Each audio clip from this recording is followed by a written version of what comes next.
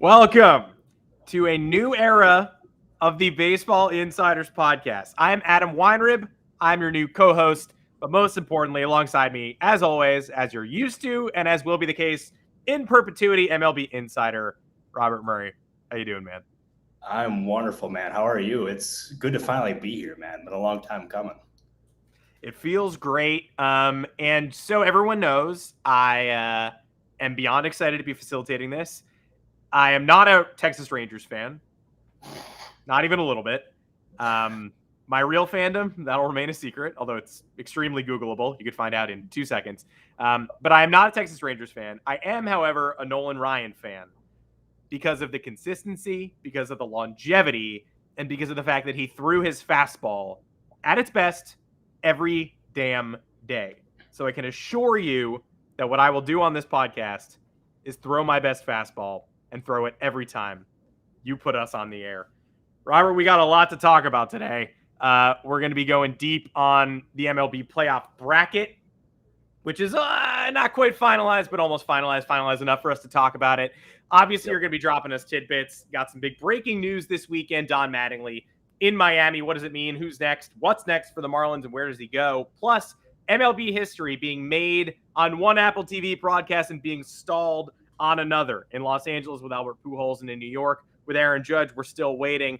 What's to be said about those events? Is somebody pressing, and is somebody opening up their pockets for Judge as he continues to get closer to Roger Maris's history, which, say what you will about it, it's still history. Let's start there, of course. Albert Pujols was the one to actually do it, hitting both 699 and 700 on Friday night in front of a national-ish audience. I mean, if you have Apple TV Plus, you had the game. And he did it in back-to-back ABs, did it in spectacular fashion. The call let the moment breathe. I thought it was wonderfully handled.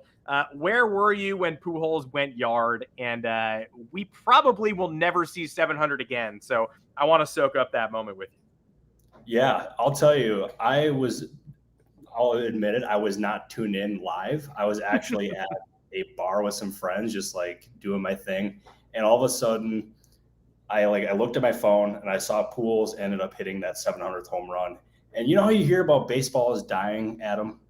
Yeah. Like, I'm not kidding you. Like, there's people in my corner, who I was hanging out with, even people that I never knew, all started talking about Pujols hitting the 700th home run.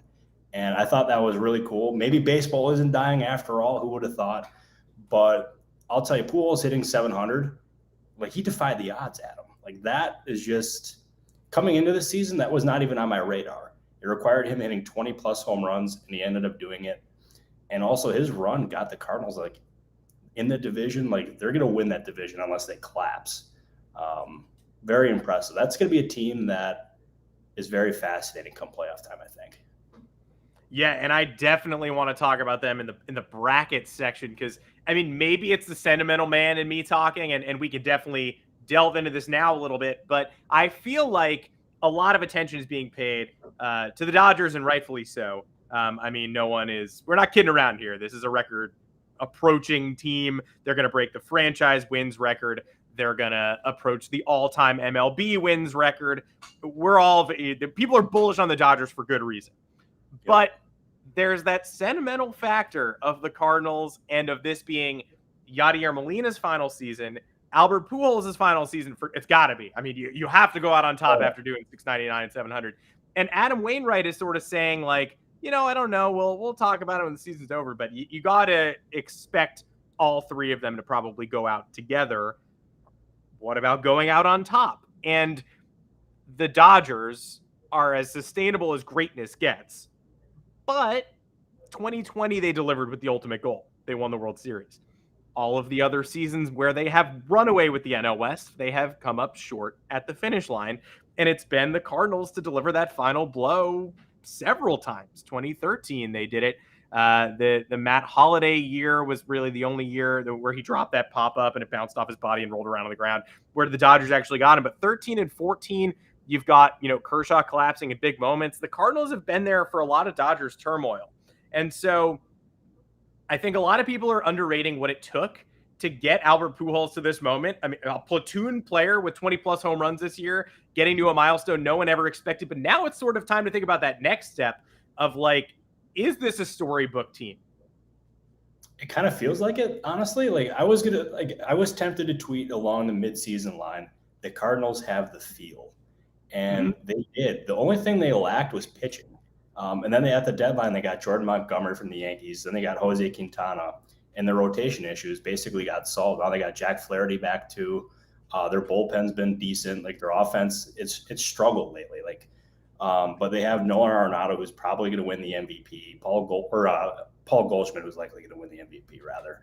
Nolan Arenado has been awesome. Like they got some really good pieces, and it's not just the nostalgia factor. It's like they have the nostalgia, but they also have the talent to get this thing done. Do they have enough to get by the Dodgers, who basically have talent everywhere? That being said, Adam, they do have a bit of a leak in the late innings of the bullpen. Craig Kimbrell, who they acquired to be like the guy in the ninth inning, was taken out of that role before the playoffs here. So how they handle that's going to be very interesting. The team that scares me, actually, there's two teams that scare me. The Mets, because of DeGrom and Scherzer, like that absolutely terrifies me. They also have some other really good pitching. So, I mean, like in a short series, figure if you're tied 3-3 going into a game 7, you have to go up against probably like at least one of those, but perhaps two of them. Very scary. Then the Braves, they won it last year, which, I mean, and they look just as good as they did last year. Very scary team. Cardinals, like, I'm not ruling them out by any means. I actually think they have a shot at this, but it ain't going to be easy. That's what I'm trying to say here. No, it's not going to be easy. It's like, I mean, we've seen the Cardinals make World Series runs as the cute team in the past. And like, obviously this is also cute, right? No one is pretending this is not like an adorable goodbye to baseball from best friends. I think it's actually emblematic of what this podcast is going to be. You have too much credibility to tweet something like the Cardinals have the feel in the middle of the season. I have no credibility and will absolutely tweet things like that with impunity. Like that's we think the same things. We think the same things, but I can tweet that. I can tweet like, I don't know, it's just a vibe. I don't know, I'm feeling it. And you could, whenever you have vibes, you can send me your vibes and I'll tweet them out for you. Done. Yeah, we're actually every single time Adam tweets out a vibe, it's basically going to be from me. So we'll get ahead of that now. How's that sound? Yeah, that sounds good to me. It sounds good to everybody, I assume. The Pujols ball, 700, ended up in the hands of somebody who, I don't know what the inner working negotiations here were. There were some discussions. He was waiting to meet Albert Pujols, and then he just decided, I'm not going to do that. I'm going to leave the stadium. I'm going to hold the ball for myself for a little bit. Holding balls versus giving balls away is in the Aaron Judge context. It's, the Judge's 60th obviously hasn't hit 61 and 62 yet. The 60th ball went to a kid who just wanted to give it to Judge immediately. Had no, had absolutely no problem with just being like, he's meant so much to the franchise. He is somebody we want to re-sign. I'm going to give him this moment. I'm so glad he had one at home. Patrick Allen asked this question in the comments. Should the guy who caught the Judge ball have kept it, try to sell it, or was it smart to give it back? I mean, I feel like we just saw two sides of the coin. And I also feel like if Judge hit 61, 62, or both in Toronto, brother, he's not getting those balls back. So I think, I can see where the Judge fan was coming from, but at the same time, 60 isn't 61 and 699 isn't 700. The guy who caught Pujols' 700th walked away pretty quickly. And I feel like the guys who catch Judge's 61st and 62nd, regardless of whether it's Zach Hampel, are probably going to do the same thing and sit on it. I don't know where you sit on this. What are you doing if the ball comes to you? See, I got to be straight up. If a ball, let's say I catch Judge's 61st or 62nd home run ball, I am going to try to negotiate and get as much as I can back. I think you got. What did the fan get in return for Judge's 60th? Very little. Like the consolation prize. Yeah, like it was. I mean, he got a picture with Judge, Congrats. That's a big one. I don't have that, right? Yeah. That's nice. Me And neither. some signed balls. I don't think he even leveled up to signed jerseys because I wrote like he got some jerseys and then I checked the data and it was like, ooh, no, he actually just got some balls. So you should have some jerseys. That's tough. Early grade on that return for me is a D-. That's tough scenes. That's really tough scenes. But I will say, like, the fan that ended up like keeping Pujols as 700th, that takes a set of, or not, yeah, as 700th, that takes a set of stones, because that's going to be a pretty controversial one. But Pujols handled that really well and said, like, that's meant for the fans. I give him a lot of credit because he could have went in a different direction with it. But throughout this entire season, like even in previous years too, you can tell like Pujols has a real deep appreciation for the game, the fans, like everything that surrounds it. So I'm not surprised by how he handled it, but it would be cool if he eventually got that back just so he could keep it, because he's one of 4 people who have hit 700 home runs. Like that's pretty freaking cool, Adam. I'm a huge baseball fan in that regard, like milestones and whatnot. Like I think that was cool. That actually gave me goosebumps when I saw he hit 700. Oh, I mean, I didn't watch 699. I have to admit, I was coming off a long Yankee game too. Down to the wire, 5-4 game in the 9th. Yanks hold on for the save. I got somewhere to go the next morning. I'm ready to go to bed. But then, wouldn't you know it, the Twitter machine delivers me the information that he hit 699. I'm like, you got me. I'll do one more at bat. I'll do the next at bat, and then thank you, Albert, for getting it done in a timely fashion for me. But at first hug, like you talk about chills, first hug, Adrian Beltre. Then the broadcast sort of just goes down the dugout and watches him hug every single person in that Cardinals dugout, captures Dave Roberts leaping out of the dugout and then remembering he doesn't have Albert Pujols anymore and then kind of being like, oh, never mind. I hate this. Awesome. I hate losing.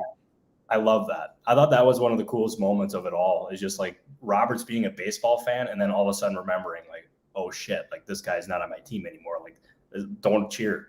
It was just, I don't know. I thought also, how about Pujols going over to Adrian Beltre first over any of his teammates? I thought that was cool too. Mm-hmm. I don't know what their relationship is like, but I got to imagine since he did that, they got to be pretty close. Yeah. And there aren't many, like they don't make people like 500 homers, 3,000 hits. These are numbers we're not seeing every day. And we're going to be answering some tough questions in the Hall of Fame race the next couple of years. We've just spent a decade doing it with Bonds and Clemens. More are on the horizon, but Beltre and Pujols at this moment are like a class by themselves of sort of these shoo-ins who've hit classic milestones. Like you don't have to stretch to figure out. And I'm as big a sabermetrics guy as anybody, but the Tim Raines case and Scott Rowland and all these upcoming ones, it's a lot of like, hey, if you look through this peephole and really like contort yourself, you can see like various milestones that you might not be so familiar with that they hit. Pujols and Beltre, it's 500, 600, 700, done, 3,000 hits, book it. Like it's the easiest case of all time.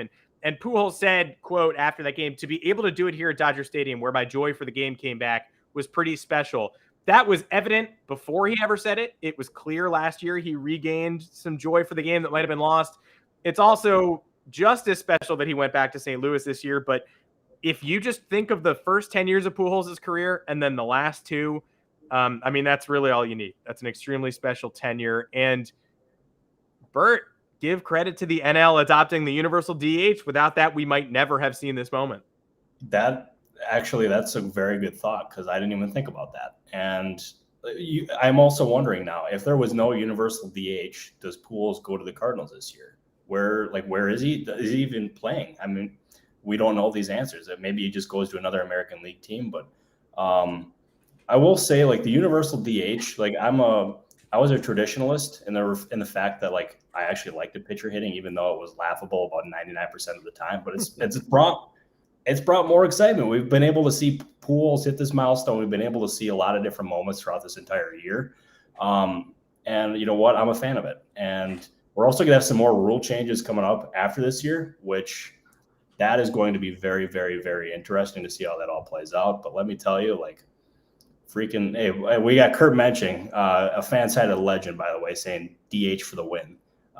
Kurt is a very, very fine fellow. He's one of my personal favorites, and I love you, Kurt, very much. Yeah, Kurt's great. The rules after this season are going to take even more getting used to, and I was pro, but not strongly pro. You could sell me on pitchers hitting, but with the Pujols thing, it's like I don't think we certainly wouldn't have seen this. I don't know if we would have seen him at all if not for the universal DH. And I've been thinking a lot about what could have been this offseason in recent days because of the lockout that almost lopped 20 games off of the season. If that happens, what does this Aaron Judge chase look like?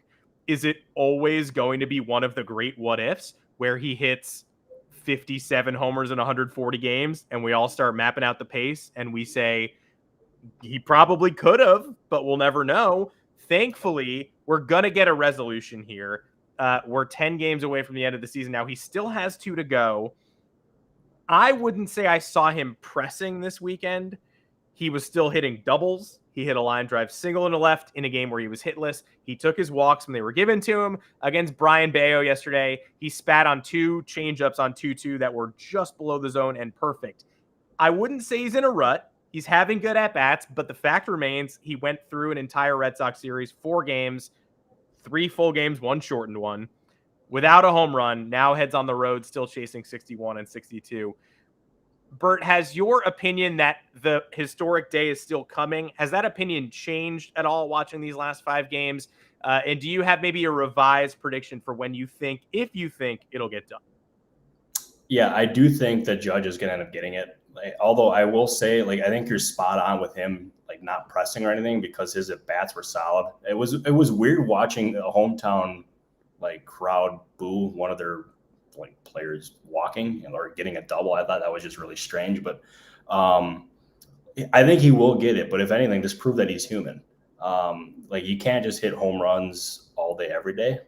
Baseball's hard. But I think if anything, Judge has proven this year and even now that he can handle anything because this is about as tough of a situation as he might face in the regular season because he's got everybody in baseball watching. He's got everything he's done is under a spotlight.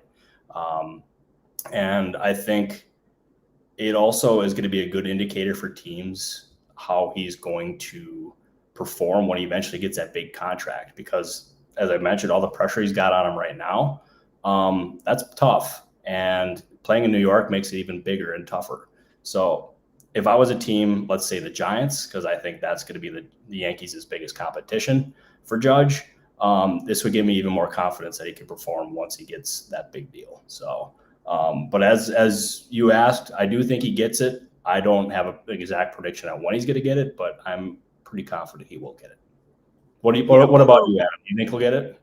I think he'll get it still. I do. I think we're looking at 1 in Toronto, and then he comes home against the Orioles for 3 more games, and he breaks it. He hits that 62nd.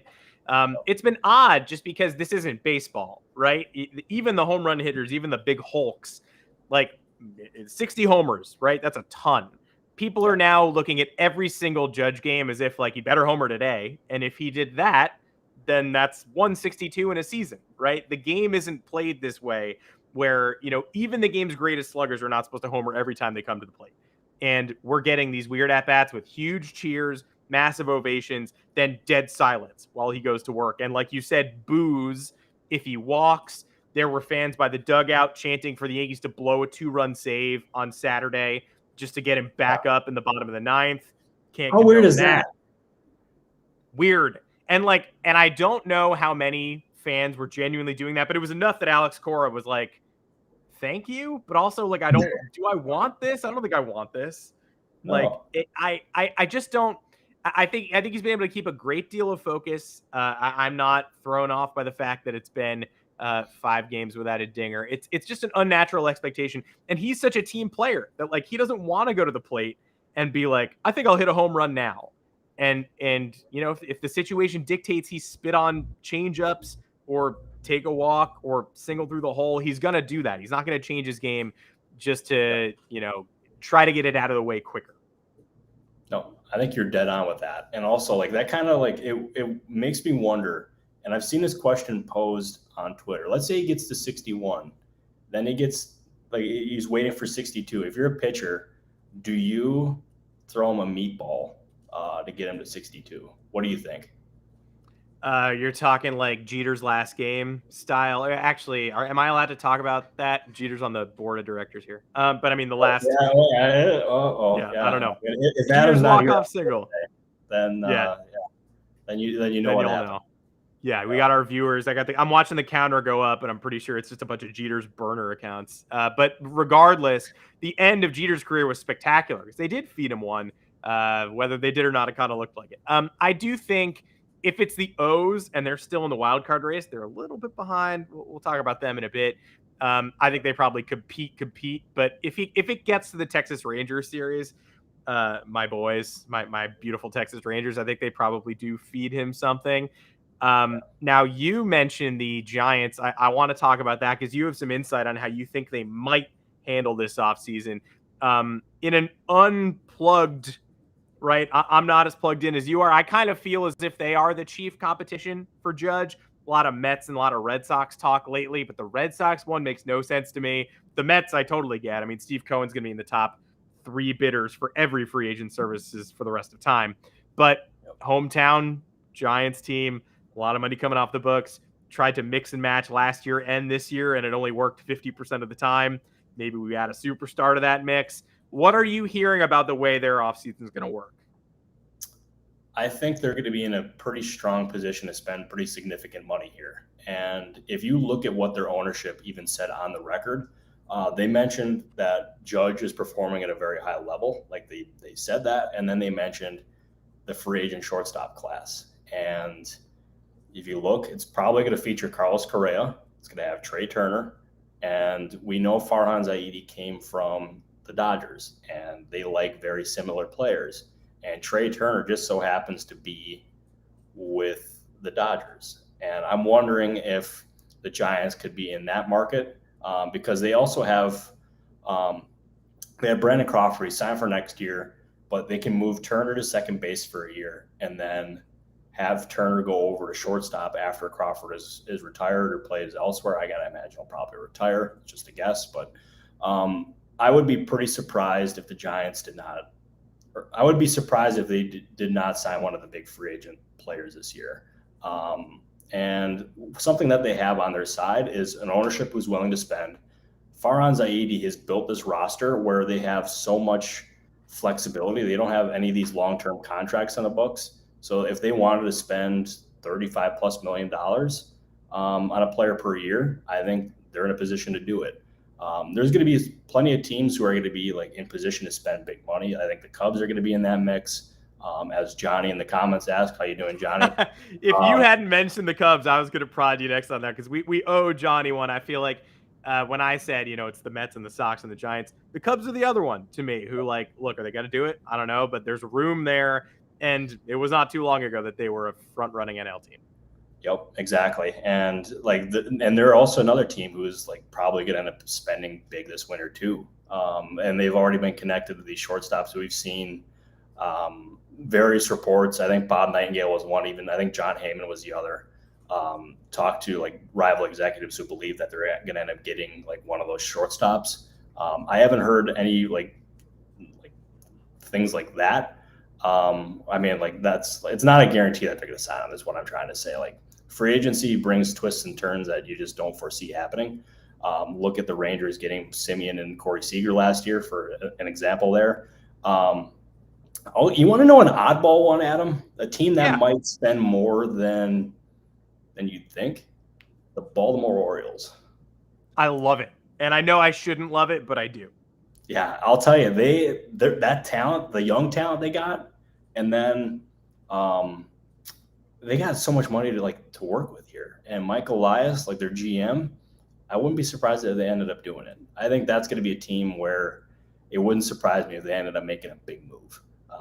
So keep an eye on that one, Adam. I think we're going to have plenty of off-season discussions about that.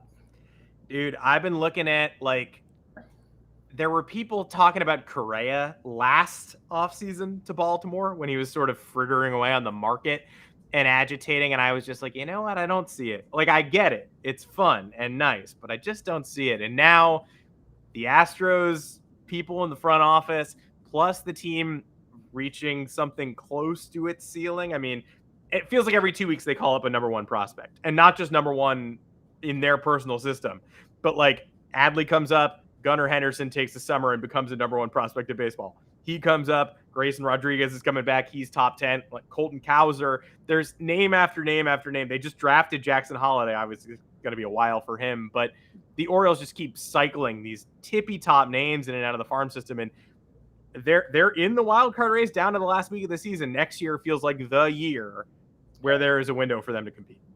Exactly, and I'm in total agreement with you there. And I'll take the conversation with the Orioles a little bit further. We've seen some of these teams get ahead on their young players and extend them early. I wonder if the Orioles take that approach with Adley Rutschman, because that's not going to happen with Gunnar Henderson because he's represented by Scott Boras, and Boras never does those kind of deals. But Rutschman is not represented by Boras, so I wonder if there's going to at least be a chance there where they can end up doing a long-term agreement this early on. So I've had people around the game ask me that already. It wouldn't surprise me if we see certain deals like that throughout the league. Can't exactly get into that quite yet. But like, yeah, it should be a fun offseason, what I'm trying to say. Yeah, and I'm ready, and I'm excited to be joining this conversation as the offseason. I mean, what's better than the playoffs in the offseason? Certainly not May, the All-Star game. I mean, this is baseball's time to shine. Damn right it is. And I'll tell you, if you want all the inside info, follow the Baseball Insiders. Please subscribe, by the way, because that actually like puts food on our tables and like allows me to like actually live my life. So please subscribe. We're just trying to live our lives. I mean, I hope that's not, I hope that's not too much for you folks. You find people are viewing, and we're so excited that you're here. The bare minimum expectation is that we live our lives. I mean, anyone. So we're excited to keep feeding you the scoops that you're looking for. A lot of questions beginning to pop up in the comments, and we'll get back to the breaking news of the weekend and what we're looking at in the MLB playoffs. Just a brief little preview, teams we're scared of, etc. In a second, but let's deviate and just do some of these. Let's clean up some of these questions, folks.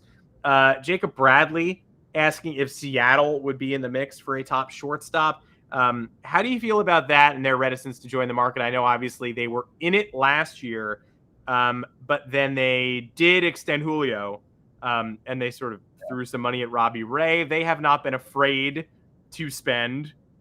It's never like they haven't been afraid to wheel and deal.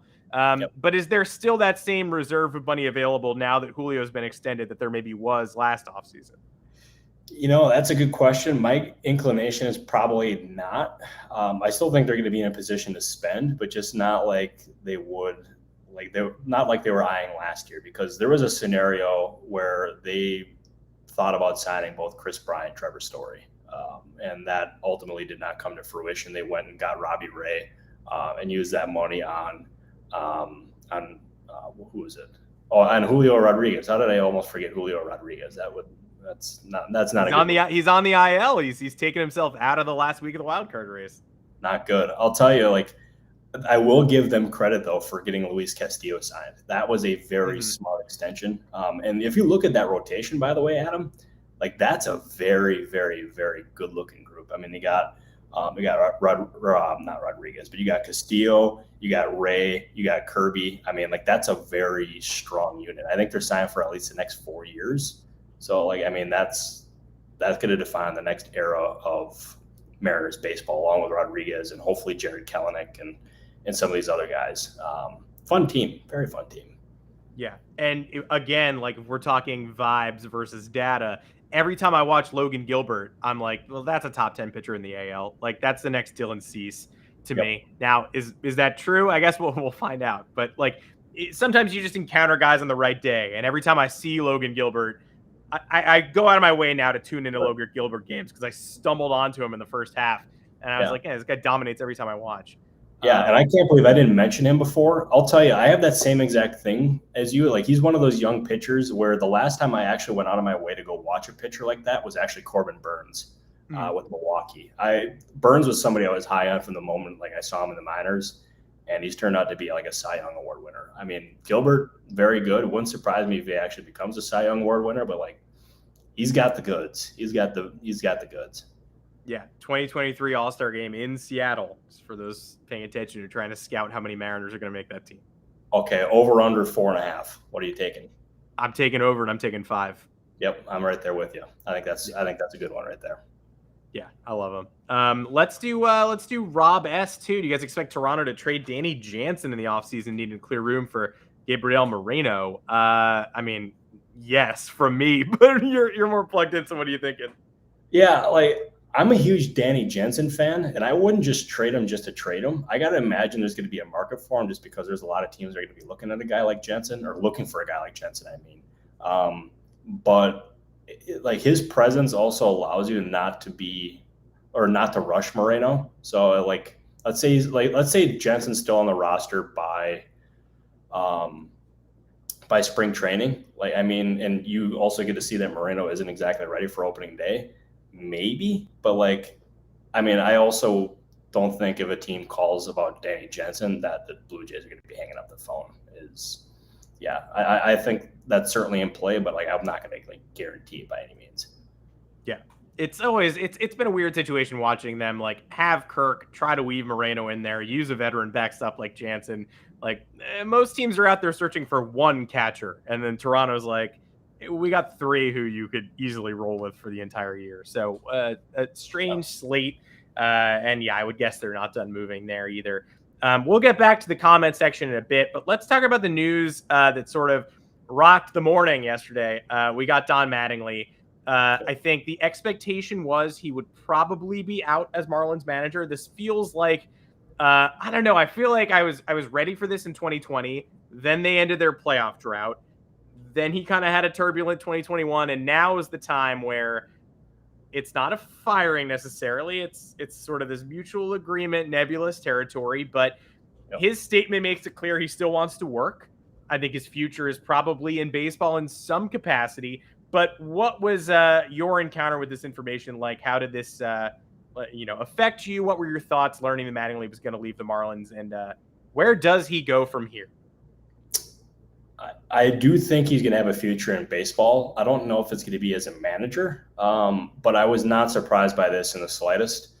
There have been rumblings for the last couple months, actually, like this was a very real possibility. And he's going out in a very good way. He was not fired, but like this was a mutual agreement of like it's in the best interest of both sides to move on. And I know there's been a bunch of discussion on Twitter already about maybe he joins the Yankees in a different role.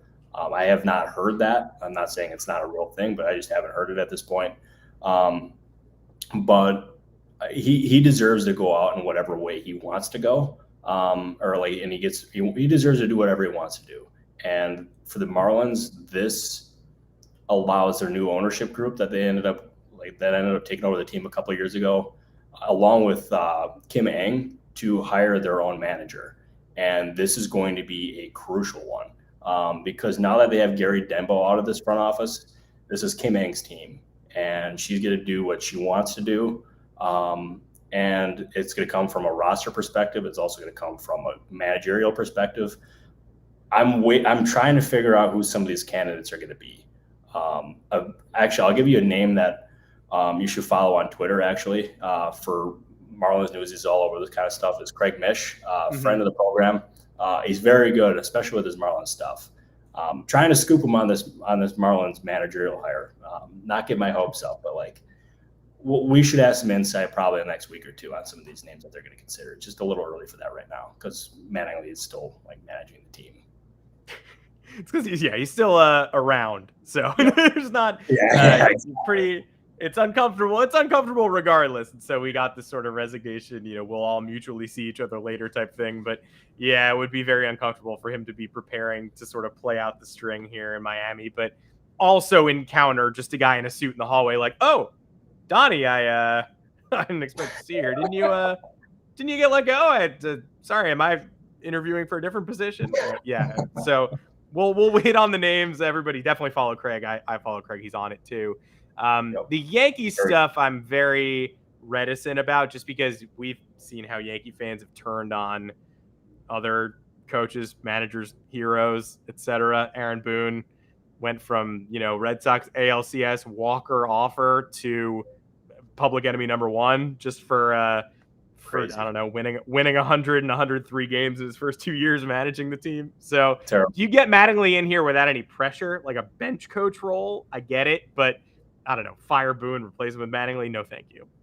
No, I'll tell you, Aaron Boone should be safe. Although I have wondered, actually, Boone is safe, obviously. I mean, like that, yeah. I don't think that can be disputed. But I wonder, he's a very confident guy, but I wonder if hiring Mattingly in the bench coach role would have him looking over his shoulder if things went sour.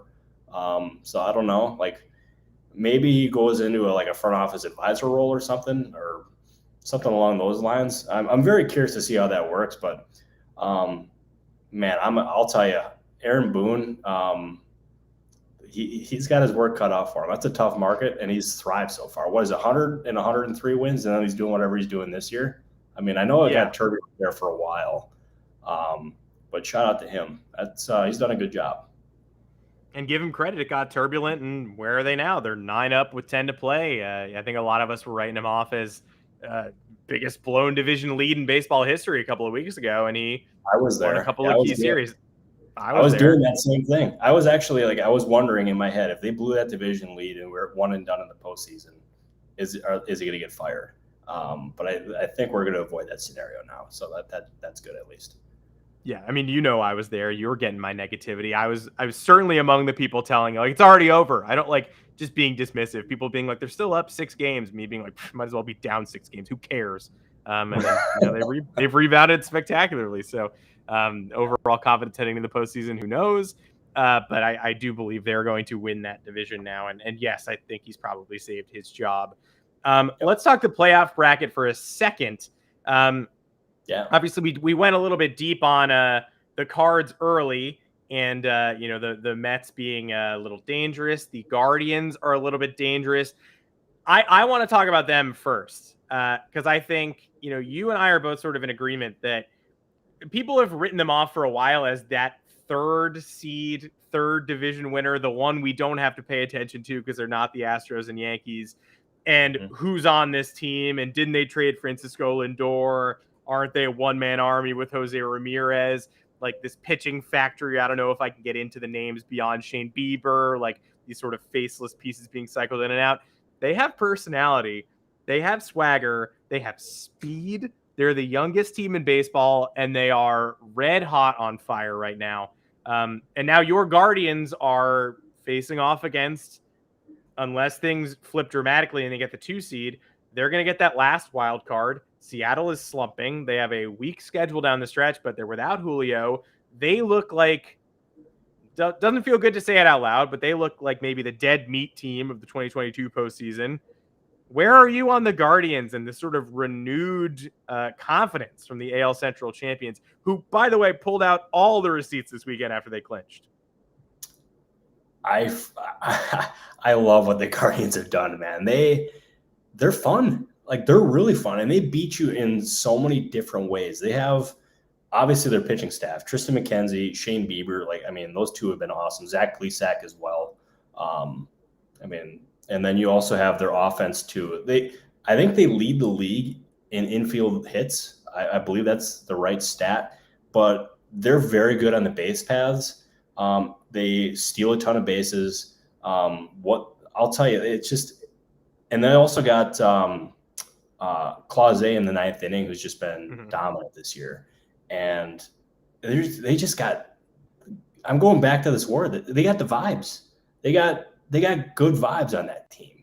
And they're not – I don't think they're going to win the World Series this year. They're going to have their work cut out for them if they once they get into the postseason. Like, they're going to be probably like the lowest rated team or among the lowest rated teams in terms of odds.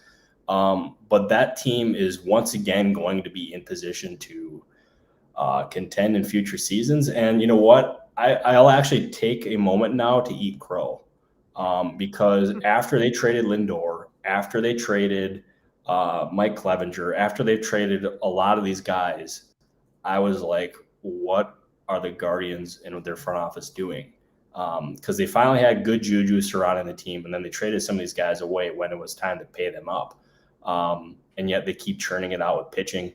Stephen Kwan has been unbelievable this year in his rookie year. Like, he was not on my radar going into opening day. He made the opening day roster, and in the first week, he took the league by storm.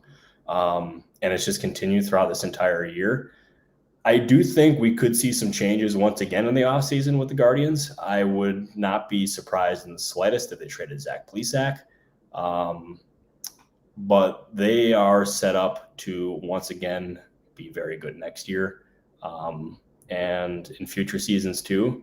But they got the vibes this year, man. Maybe they pull off a playoff round one upset. Who knows? But I wouldn't rule anything out with them now, especially with the way they're playing. My goal is to turn this into a vibier podcast, and I feel like we're getting there already. You're dropping a lot of vibes. Yeah. I'll tell you, the boys are buzzing right now. Morale is very high. Gotta love it. The clubhouse has changed. I mean, Tristan McKenzie is one of my guys too. I mean, just like Logan Gilbert. Every time I watch that guy, he dominates, and he dominates in a unique way. Stephen Kwan, that thing, it's an underrated modern baseball thing where sometimes the dudes who are absolutely ripping it up at AAA do not get the call, and they do not get the window and the chance to prove themselves. And the fact that they can rake in the high minors, why can't they rake in the bigs? Yep. They give him the opening day roster spot, and he's hitting from opening day on. I wonder about that last spot, though. The Mariners, who we just did praise significantly, and yes, they do have Luis Castillo. He is locked up. He is healthy as far as we know. The Orioles are charging, and the Orioles are charging would have been a more legitimate statement if they'd finished off both of those last two against Houston, where they sort of just missed really snuffing out the Astros fire. But that said, they're 4 out with 10 remaining. That's a chunky gap, and the Mariners are playing some bad teams. But the O's go to Fenway. Red Sox eliminated, like we said, last place team. Yep. Nothing to play for other than make the Orioles miserable. We'll see if they're able to. And the O's go to Yankee Stadium. The Yankees are hoping they've clinched at that point. Who knows? Do the Orioles have any chance to make up these final 4 games on a Mariners team that is certainly reeling for the first time since May or so? You know, I wouldn't rule it out. With the way the Mariners are playing right now, with Julio Rodriguez in the IL, I would not rule anything out at this point. And the Orioles are another team that they're fun, they're energetic, they got the vibes, as we like to say now. I'm telling you, I like that we're going to a vibier podcast. That's what we're doing. I'm telling you, that's the way to roll in 2022.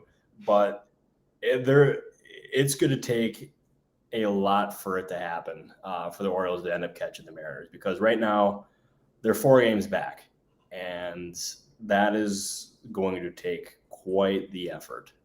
So I'm going to say probably unlikely. I think the Mariners are going to end up snagging that last spot.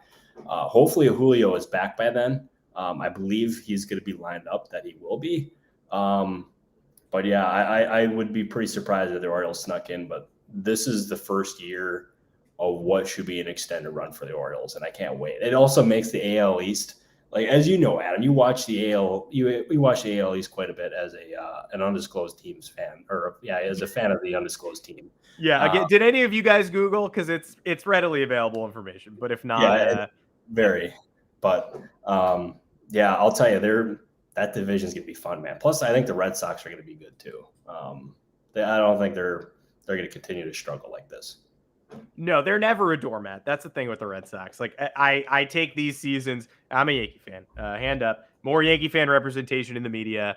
This is the first podcast ever with 2 co-hosts where one of them is not a Boston sports fan. I think it's actually a record. This is the first one where that's the case. I think so too. I just checked the lives and they confirmed. Yep. Yeah. Okay, good. I checked my database. I briefly scrolled Twitter and everybody was it was just Sox fan. This is a non-Barstool podcast. We're not talking about the Red Sox, but yeah, the offense is always there, right? Even this year, that's fearsome. You know, maybe not 1 through 9, but certainly 1 through 6. They also are never a doormat. They spend when they fail. Ownership, they took a weird step back this year, and Bloom made some questionable moves, but I don't think it's the ownership's mandate for them to not spend. So I think the Rays are going to be the Rays forever. The Jays are in a position to be extremely potent for years, and I think maybe some people have been disappointed by what they've seen this year, but those people are all going to come back. The Orioles are obviously making a statement. The Red Sox are going to vacillate, but they're going to make their team better this offseason. And if the Yankees let Aaron Judge go, they're certainly in danger. But again, also, I'm pessimistic by nature, but the Yankees are also the Yankees. So I'm not going to pretend as if they're going to disappear from the picture entirely.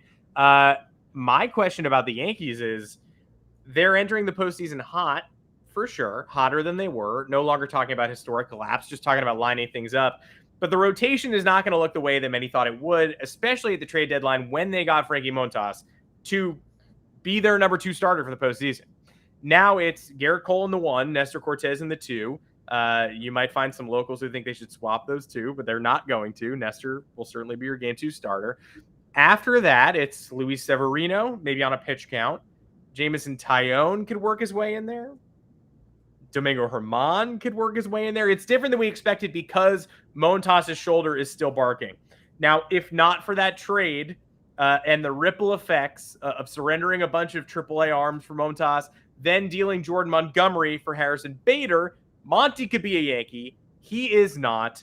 Bader, though, finally back and sort of turning the team on its head. So now this is a complicated discussion when it might have been a clear Cashman failure a couple weeks ago. If you're the Yankees and you're looking objectively, would you rather have kept Montgomery and he'd still be in the playoff rotation now, or traded for Montas, who may be a non-factor, but then you do have Harrison Bader, the best defensive center fielder in baseball, manning the outfield? Do you erase that trade? Do you undo it, or do you stick with where we are? It's a great question. If you would have asked me this a week ago, I would have given you a different answer because Bader is back and his defense in center field has added some life to that Yankees team. It's like it's added a new dimension, and they've sought that center fielder for a while now, and they finally got it with Bader. As long as he can stay healthy, his offense has always been a question. It's been better in recent years, but his defense has always been like his calling card. And adding that dimension, I think that's a rare one where it's a win-win trade, the Bader for Montgomery, because Montgomery's been awesome in St. Louis. And I think Bader, his early signs, if he continues this, is looking like a win from the Yankees' perspective. So I like that trade. The Montas one is a little trickier in the fact that obviously he's got another shoulder injury. It's his second one of the year. It's barking again. And it's happening at the most critical point. And a big reason why the Yankees acquired him was to pitch now. But what makes this deal sting a little bit less, just from the early results, is that he's got another year of control.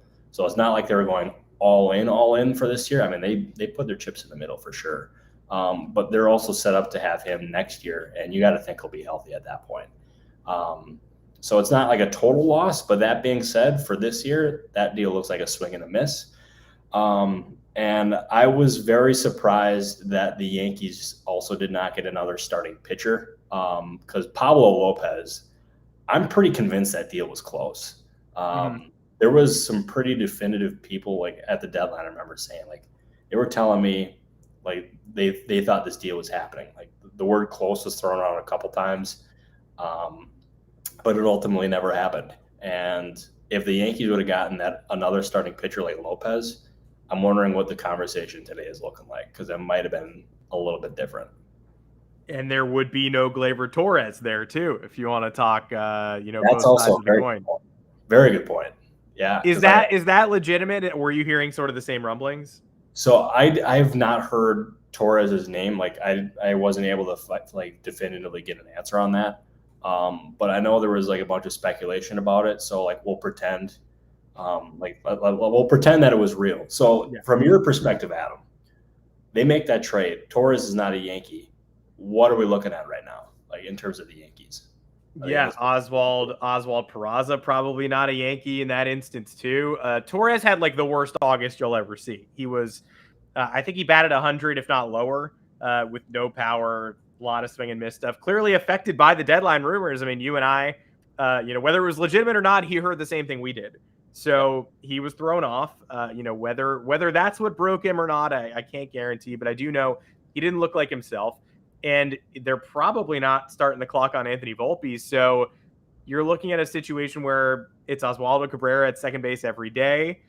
Andrew Benintendi in the outfield also got hurt. Matt Carpenter is hurt. Like it works out if those guys stay healthy in fantasy land, but they didn't. And so they would have been really short staffed without Gleyber's bat, who's rebounded and is now in the heart of the lineup pretty firmly. So I too agree that they were a pitcher short at the deadline and there was a move to be made that wasn't made.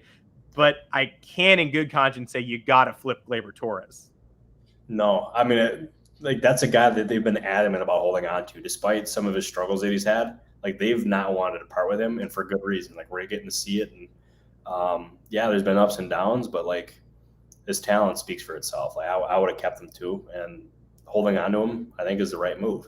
So that being said, I'm very curious to see what the Yankees do in the offseason, because it could end up being. I mean, it's obviously got to focus on Judge, but what other starting pitcher do they get?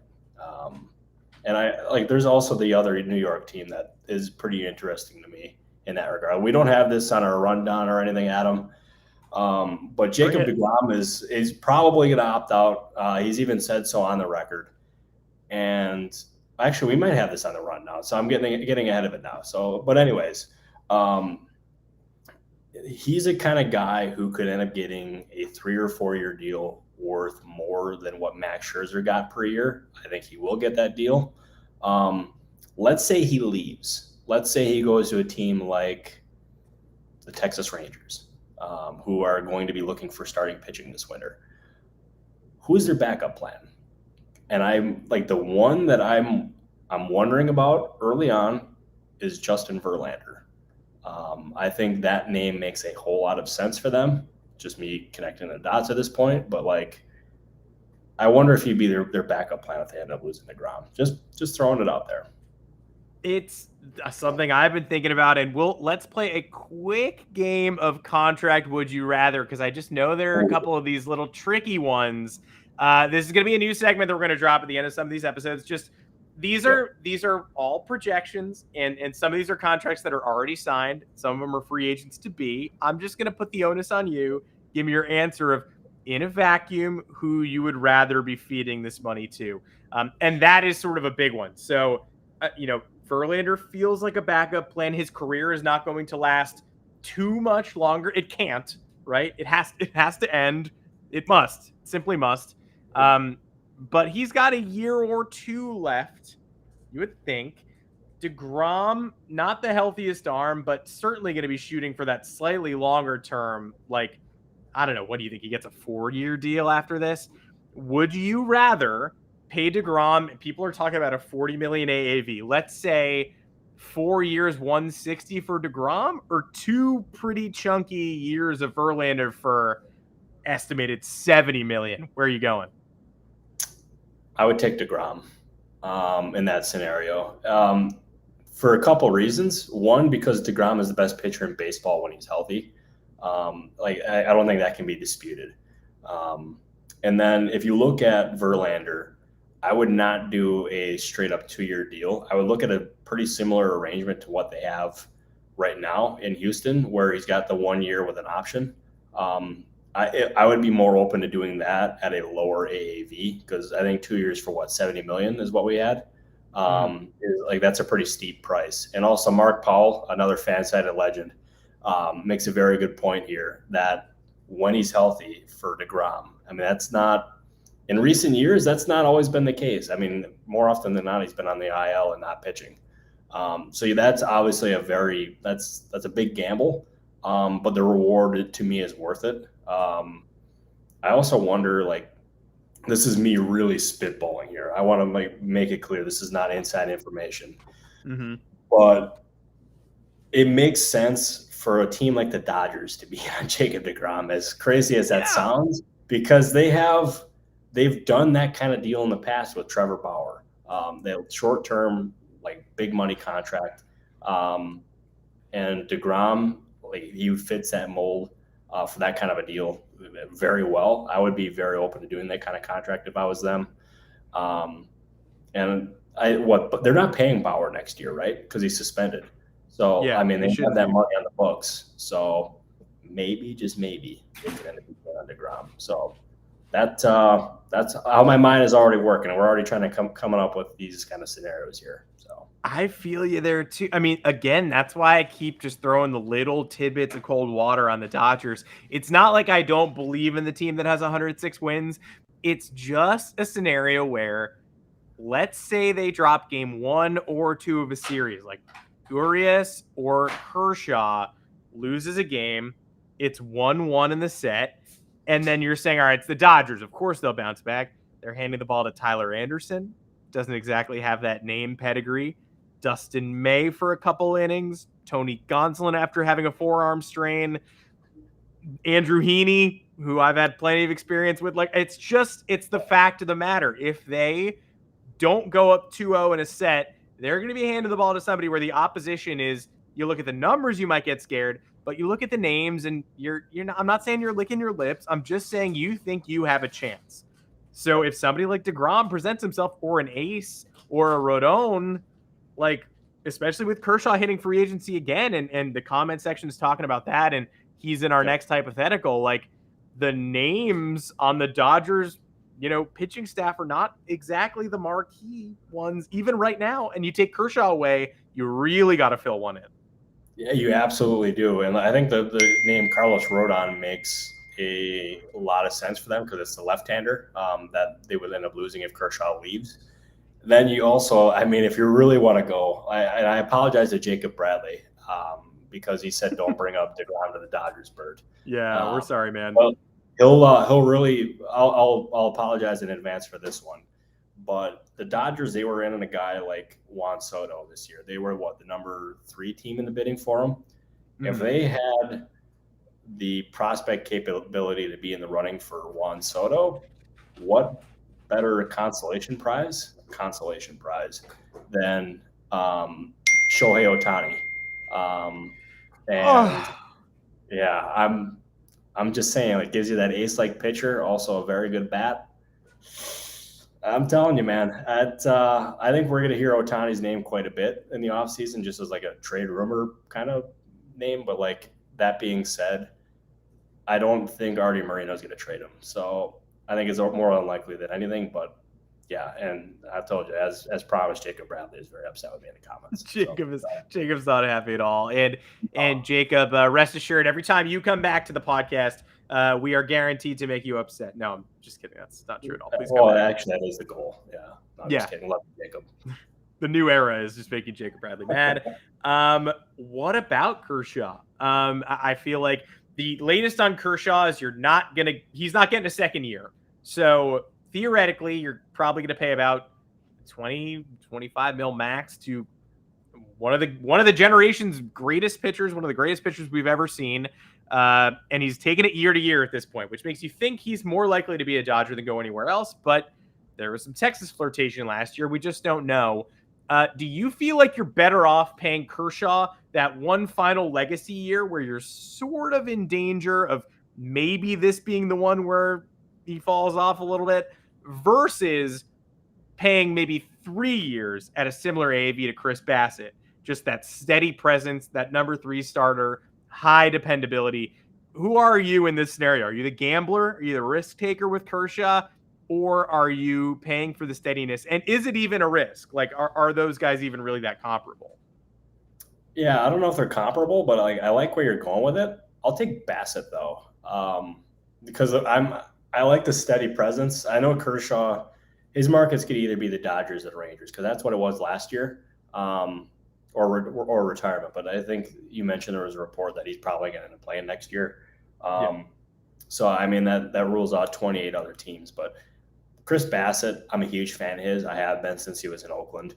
And the Mets getting him, I'll tell you, when they got Bassett and paired him with DeGrom and Scherzer, like that was banana land. I remember because I remember Passan was the one who broke that. And it was just like, one, I was upset that I wasn't the one who broke it. But two, it was just like the Mets, I mean, they just keep coming at you. And they have so many different arms, and adding Bassett, who's almost a forgotten man in New York now. I would definitely take 3 years of him, because he's proven now that he can pitch in New York. And that's, as I mentioned earlier, that's a very tough market to play in. So I would take Bassett in that scenario just because of the risk of Kershaw and how much I like Bassett too. I think I would too. And I could do this all day, and I will. We're going to bring the segment back, and so I'm going to keep piling these up. But I'll hit you with one more before we leave, because I know these are some guys that you really like and who you're keeping tabs on. Trey Turner and Xander Bogaerts. Bogaerts is going to opt out. Turner is a free agent. He's dropping breadcrumbs. He says he will come back to the Dodgers. Whether he wants to or not, smart to keep that market open. But I don't know. I mean, Bogaerts probably, do you think he's going to get over? I've got him at 5 years, maybe 6. Doesn't feel like he's going to get that 8 or 9 year mega deal. Turner, probably at least 8. And those two, you know, you could have Bogaerts on the slightly shorter term deal. You could have Turner on the lengthy one. Or you could have the last 9 years of the 10-year, $325 million deal Corey Seager signed last offseason in Texas. Which of those 3 are you opting for? It's a great question. You can't go wrong with any of those guys. But that being said, I would go with Trey Turner. I had an executive who is very wise. He told me that Turner is the best free agent this winter, even over Carlos Correa or any other player on the market. And he said he's also going to age more gracefully than other players too. And I would be more than happy to give him 8 years for 260 or 270. I would not hesitate at it because I think that deal, as the executive put it, is going to age gracefully. He's also a superstar, great defensively. Also gives you a very good slide aesthetic too. Like his slide is the best in baseball by far. But like from a talent perspective, I think it just makes so much sense. It's not a knock on Bogaerts or Corey Seager. It's just how much I like Trey Turner because I think he's an absolute superstar. I agree with you. And I think if I'm trying to build a team this year, I'm going to try to get the best and worst slide aesthetics on the same roster. Give me Turner for the big bucks and then give me Daniel Vogelbach on a cheap 1-year deal just so I can have elite speed and grace and then the belly flop king of the universe sort of matched up against each other. Bert, we did it. We got to the end of the rundown. We did an ep. Who would have thought? I'll tell you, this is one of many episodes that we're going to end up doing, hopefully to last a lifetime, everybody. I want to give Adam a huge shout out for doing this with me. Adam, I love him to death. I have since I got to Fansided. He's great. I also want to give a shout out to Carm too. Yes. Carm has done so much for me in my career. He's also been a great friend, and he joined CHGO, covering the Bears, doing a wonderful job already. He looks super happy, loving life. Wish him the best. Even though he left us, he betrayed us. Never can forgive him for that. But all jokes aside, like we love Carm.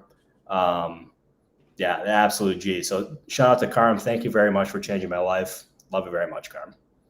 I love you too. In a different way. I mean, Bert loves you. I love you as well. You've always been someone who's talked me up, inspired me to be better and improve my on-camera persona and work. And I've never hosted before. You hosted me. Now I'm hosting, co-hosting with the incredible Robert Murray, our MLB Insider. Thanks so much, everybody, for joining us for the episode today.